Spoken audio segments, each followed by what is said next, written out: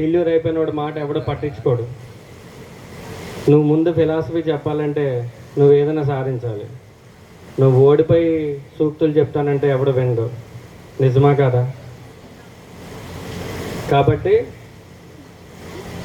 ఇలాంటి రోజులు రావాలి లైఫ్లో, ఎంజాయ్మెంట్ చేయాలి. ఎందుకంటే మొత్తం పుస్తకాలు వేసుకుని చదివి 30 ఏళ్ళు అయిపోయిన తర్వాత, 40 ఏళ్ళు అయిపోయిన తర్వాత వెనక్కి తిరిగి చూసుకుంటే పుస్తకాలు, ఈఎంఐలు ఇవన్నీ కట్టుకుంటూ ఉంటే మీ జీవితంలో ఏమీ ఉండదు. ఎంజాయ్మెంట్ చేయాలి, లైఫ్ బ్యాలెన్సింగ్ అంటారు కదా, ఎంజాయ్మెంట్ చేయాలి, లైఫ్లో ఏదో ఒకటి సాధించాలి. ఈ రెండూ ఉండాలి. ఈ రెండూ లేకుండా ఓన్లీ చదువు ఉన్నా, ఓన్లీ ఎంజాయ్మెంట్ ఉన్నా వేస్ట్, పాడైపోతారు. ఒక ఒక ఒక ఒక స్టూడెంట్ ఉన్నాడమ్మా, 100కి 99 మార్కులు వచ్చినాయి. ప్రతిరోజు వాళ్ళు లెగడం, చదవడం, గేమ్స్ ఆడడం, టీవీ చూడడం, ఫ్రెండ్స్తో బయటికి వెళ్ళడం, ఏమీ చేయడు. 99 మార్కులు వచ్చినాయి కదా అని చెప్పి నేను ఉద్యోగం ఇచ్చాను, నెలకు ₹1,00,000 అనుకున్నాం. ఆల్ ఇండియా ర్యాంక్ 1 ఇచ్చాడు.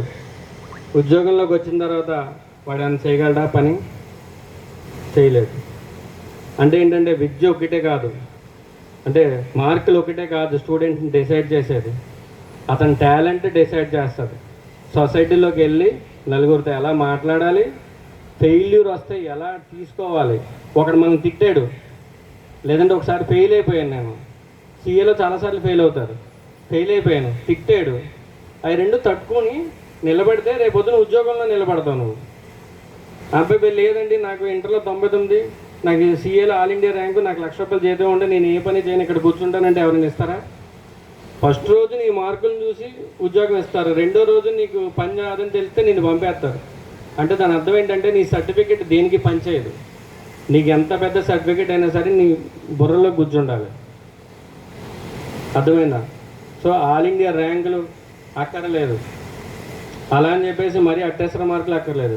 ఒక మాస్టర్గా వెళ్ళండి, కానీ ఏదన్నా సాధించాలనే మైండ్లో కనుక ఫిక్స్ అయ్యారో అది సాధించేంత వరకు నిద్రపోవద్దు. ఈ లోపు మనం చాలామంది అంటారు, నువ్వు సాధించలేవరా, నీ బతికింతే, ఇవన్నీ అంటారు. ఖచ్చితంగా వాళ్ళు అనేవాళ్ళు ఉండాలి. అనేవాళ్ళు ఉంటేనే మనం సాధించిన తర్వాత వాళ్ళ వైపు చూసినప్పుడు మనకి మజా వచ్చింది కదా,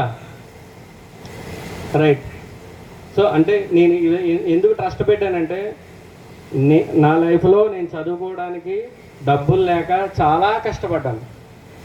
నా ఫ్రెండ్ వాడు చొక్కాలు ఇచ్చేవాడు వేసుకోమని, అంటే వాళ్ళ ఇంట్లో వాళ్ళు బియ్యం అయ్యి పంపిస్తే ఆ రూమ్లో ఉండి వాడు పెట్టిన రైస్ తినేవాడిని. సో అంత కష్టపడ్డాను నేను. సరే కష్టపడ్డాను. మా నాన్నగారు ఏంటంటే గవర్నమెంట్ ఎంప్లాయీ కదా, చాలామంది ఏమన్నారంటే నువ్వు చనిపోయే ముందు వాలంటరీ రిటైర్మెంట్ పెట్టేసుకుంటే నీకు డబ్బులు వస్తాయి కదా, ఆ డబ్బులతో నువ్వు హ్యాపీగా ఉండొచ్చు కదా అని మా నాన్నగారికి సలహాలు ఇచ్చారు.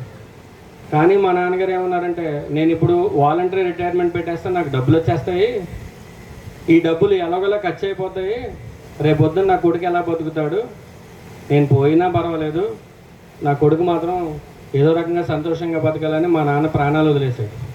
వాలంటరీ రిటైర్మెంట్ పెట్టకపోయినా, డబ్బులు లేకపోయినా లాస్ట్ రోజుల్లో కష్టపడుతూ వదిలేశాడు. అది father and son love bonding. అది ప్రతి తండ్రి తన కొడుక్కి ప్రాణమైనా వదులుతాడు, అది తండ్రి త్యాగం. అలాంటివి చూశాను నేను. ఇప్పుడు నా కొడుకు కూడా నేను అంతే ప్రేమిస్తాను, అలా అని చెప్పి పాడు చేయను. ఓకే, సో అంత కష్టపడ్డాను. నేను లైఫ్లో సీఏ అవ్వడం కోసం చాలామంది నాకు సాయం చేశారు. దానితోడు నేను స్ట్రగుల్ అయ్యాను. అలాంటి స్టూడెంట్స్ నా కళ్ళ ముందు ఉన్నారు. ఇప్పుడు ఇందులో చాలామంది మెరిటోరియస్ స్టూడెంట్స్ ఉంటారు, కానీ డబ్బులు లేక, లేదంటే వాళ్ళకి కొంచెం ప్రోత్సాహం లేక ముందుకు వెళ్ళలేకపోతుంటారు. వాళ్ళ గురించి నేను ఆలోచించి నాలాగా ఎవరో ఒకళ్ళు, నేను ఒక 10, ఒక 20 నా లైఫ్లో ఎన్ని స్కాలర్షిప్లు ఇస్తానో తెలియదు, కానీ కనీసం ఒక్కళ్ళైనా సరే లైఫ్లో సక్సెస్ అయ్యారనుకో నా ఆత్మ సంతృప్తిగా ఉంటుంది. అదే నా ఉద్దేశం. సో కాబట్టి అందుకని ఈ స్కాలర్షిప్స్ అవి పెట్టాను. సో ఎవరైతే ఈ ఇయర్ స్కాలర్షిప్ తీసుకుంటున్నారో, అంటే స్కాలర్షిప్ అంటే ఏదో 5,000 2,000 కాదు, నేను ఇవ్వడం 20,000 ఇస్తున్నాను స్కాలర్షిప్. పీజీ అడ్మిషన్కి ఒక మాస్టర్గా సరిపోతుంది.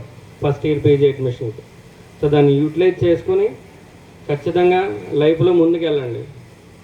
ఓకే, మీ అన్నయ్యగా నేను చెప్పాల్సింది నేను చెప్పాను, మీరు చేయాల్సింది మీరు చేయండి. Thank you so much.